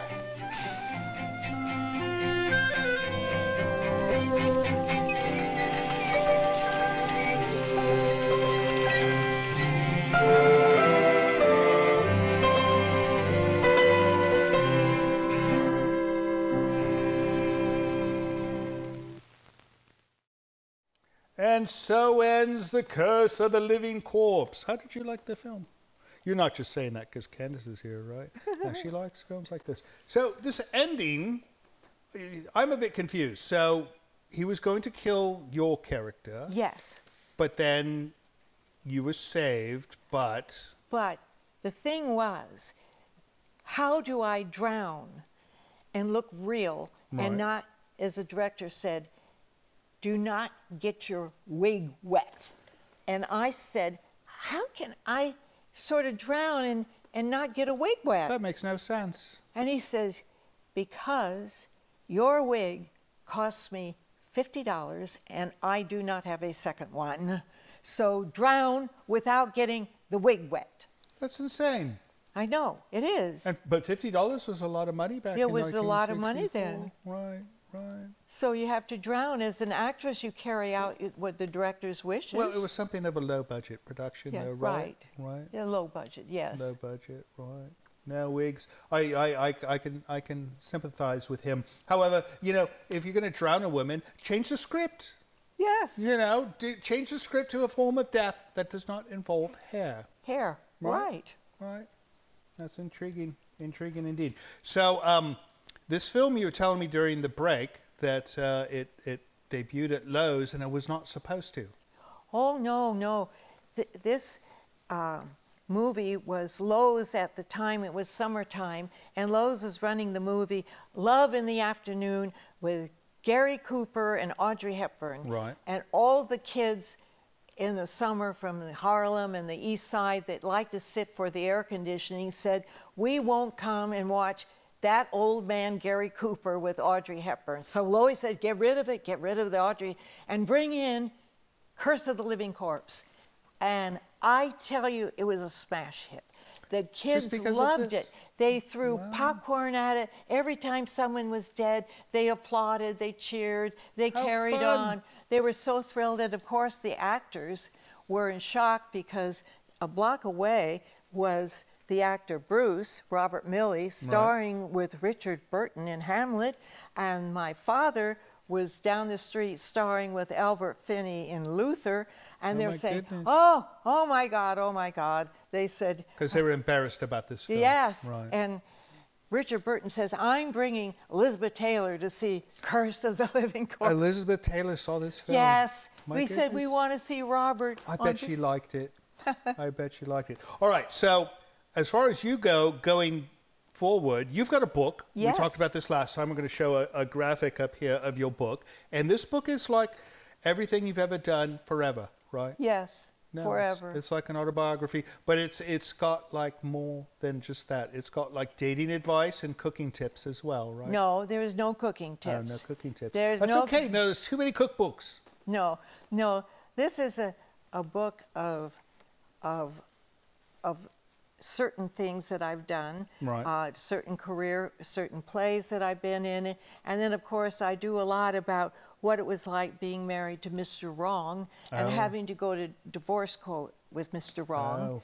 And then I do a whole thing on Carnival of Souls. So if you're interested in that film. Yes, it's the most length I've ever done in a book on Herc Harvey and what we went through from beginning to end and what gave him the creative news or the idea that he would find Carnival of Souls and how he found it and how he did it and how he lost the movie to a crooked distributor. So it gives a whole path of Carnival. That's wonderful. How do we buy the book? How do we find it? You can go to CandaceHilligoss.com. CandaceHilligoss.com.